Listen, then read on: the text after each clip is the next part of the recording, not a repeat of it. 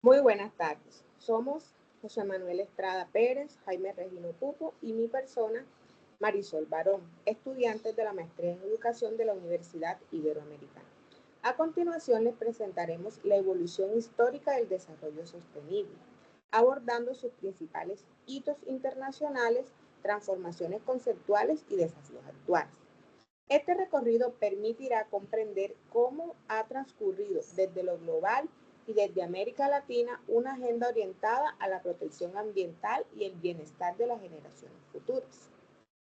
Empezamos por los orígenes del concepto. Ernest Friedrich Schumacher y los años 70. Bueno, al revisar históricamente la sostenibilidad, encontramos una figura clave, el economista alemán Ernest Friedrich Schumacher, catedrático en Oxford, quien en 1973 publicó Small is Beautiful, traducido al español como Lo pequeño es hermoso.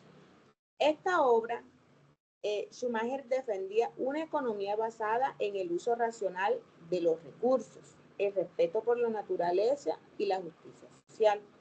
Planteaba que los recursos, el respeto por la naturaleza y la justicia social eran economías locales que debían priorizar la autosuficiencia, reduciendo la dependencia de grandes sistemas industriales contaminantes. También Schumacher advertía sobre los riesgos de una economía obsesionada en el crecimiento ilimitado, anticipando debates sobre la crisis ecológica y la desigualdad social.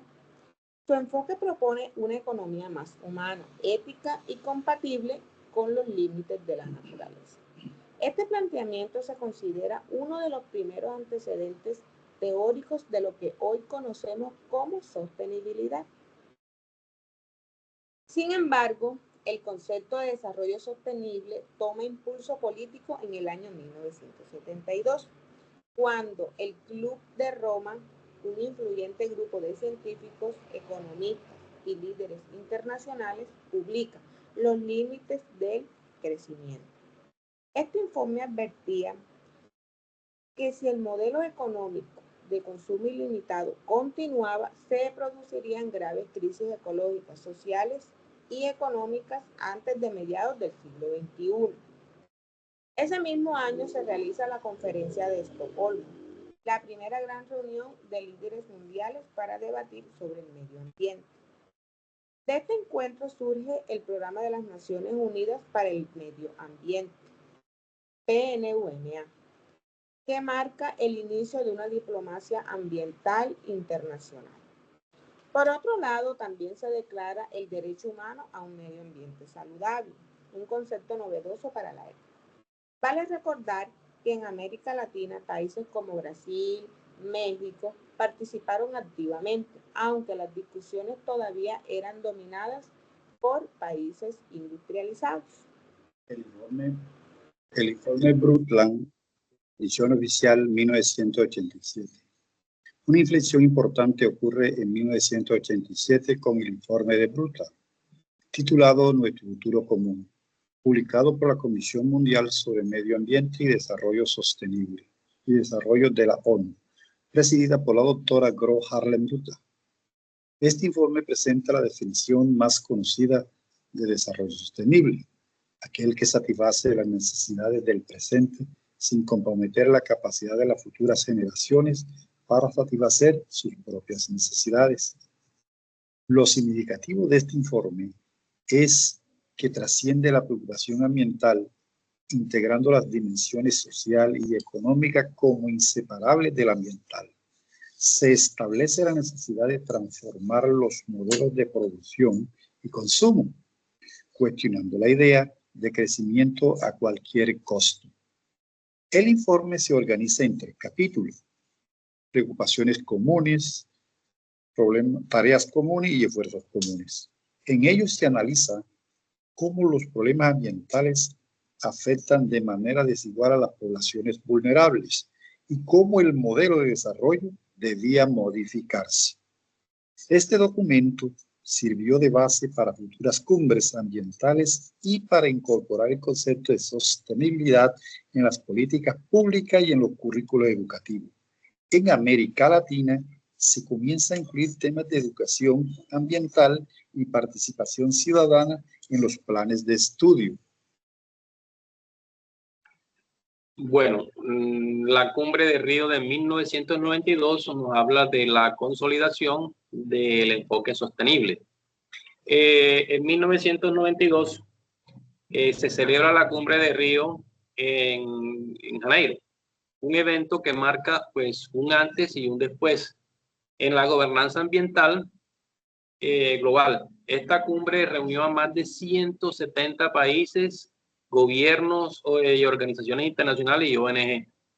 De este encuentro surgen tres elementos fundamentales, que son, tenemos el primero, la Declaración de Río con 27 principios, que promueven una nueva ética de desarrollo.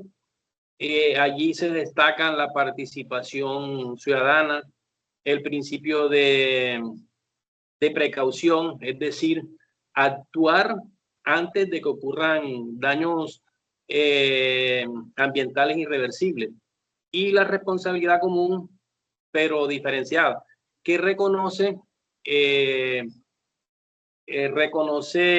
los países tienen una responsabilidad compartida en el cuidado ambiental, pero con niveles de obligación diferenciadas según sus capacidades y contribución histórica al desarrollo, al deterioro ambiental. Tenemos el segundo, es el programa 21, también conocido como Agenda 21. Este es una guía de acción para gobiernos, ONG y comunidades que está orientada a temas como gestión y comunidades. Temas como la gestión del agua, manejo de residuos, transición energética, salud ambiental y educación para la sostenibilidad. Tenemos el tercero, que nos habla de los convenios internacionales sobre diversidad, cambio climático, desertificación, que sentaron las bases legales de los tratados ambientales actuales. Estos acuerdos dieron lugar, por ejemplo, al protocolo de Kioto en 1997 y al Acuerdo de París en 2015. Cabe resaltar que Río 92 no solo plantea normas, sino una nueva visión de entender que el desarrollo no puede lograrse sin equidad social, ni con protección ambiental. Esta cumbre inspiró a la creación del Ministerio del Medio Ambiente en varios países latinoamericanos y a la incorporación de la educación ambiental como derecho y deberes ciudadanos. Bueno, vamos con Johannesburgo 2002 a Río 20 en el 2012, que es la continuidad y los desafíos. En esta cumbre del 2002 reafirma ese compromiso global, pero coloca el foco en un aspecto crucial, la erradicación de la pobreza y el acceso equitativo de los recursos naturales. Esto porque para muchas naciones en desarrollo la agenda ambiental no podía desligarse de la justicia social. El mensaje era claro: no puede haber sostenibilidad sin igualdad social, ni puede exigir a los países pobres proteger sus recursos si sus poblaciones carecen de lo básico. 10 años después, en el 2012, se celebra Río 20, aunque se evidencian avances en normativas ambientales y mayor conciencia social. Estas persisten en enormes desafíos, desigualdades, pérdida acelerada de la biodiversidad, contaminación de océanos y cambio climático.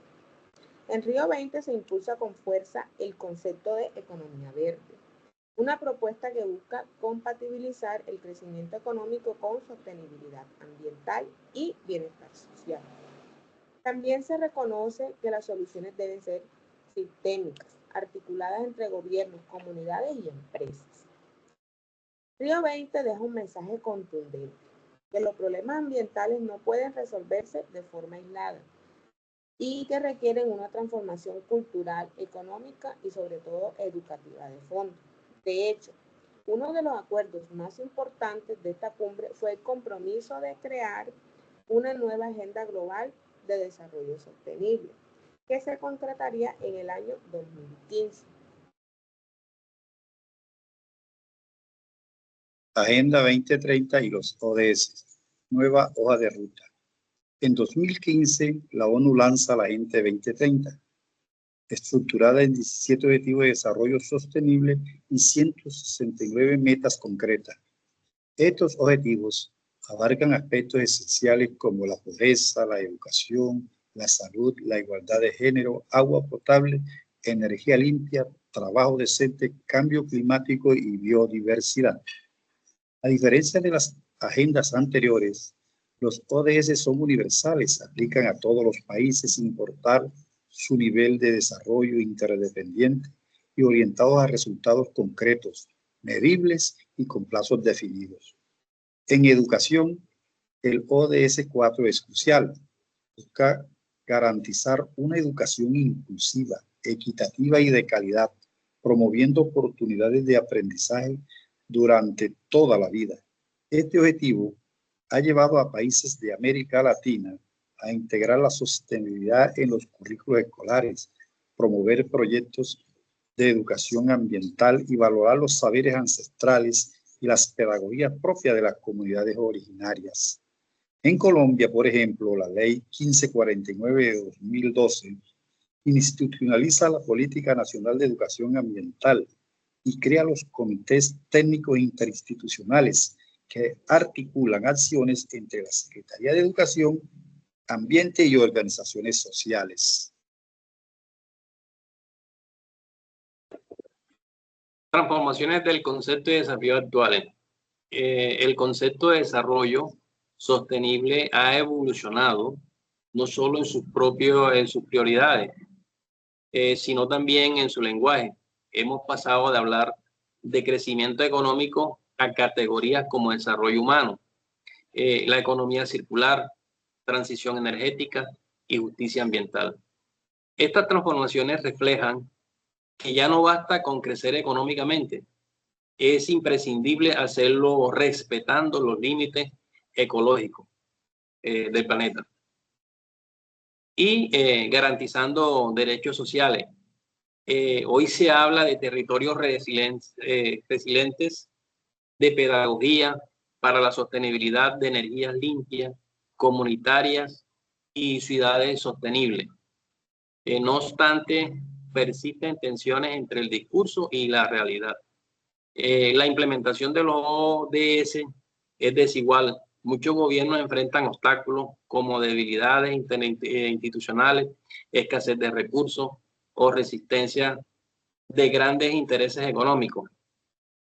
La pandemia por COVID-19 evidenció vulnerabilidades estructurales de nuestro modelo, pero también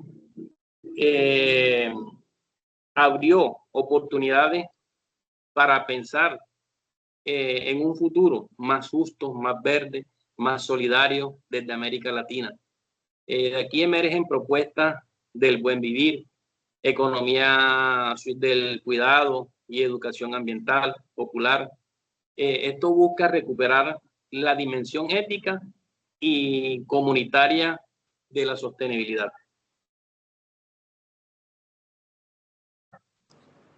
Para concluir toda esta temática de la historia de la sostenibilidad, nos muestra una construcción colectiva y dinámica, desde las primeras preocupaciones ambientales hasta la Agenda 2030, y que hemos transitado hacia una visión más integral del bienestar humano y del cuidado planetario. Pero este camino no está exento de contradicciones. La sostenibilidad no puede ser solo una meta técnica, es un proyecto ético y político que exige revisar nuestras prácticas económicas, formas de vida y maneras de enseñar. Bueno, desde América Latina tenemos el reto de contribuir a esta transformación desde la educación con una mirada crítica, sí, contextualizada y emancipadora, formar ciudadanos que comprendan su territorio, su historia y su responsabilidad con las generaciones futuras.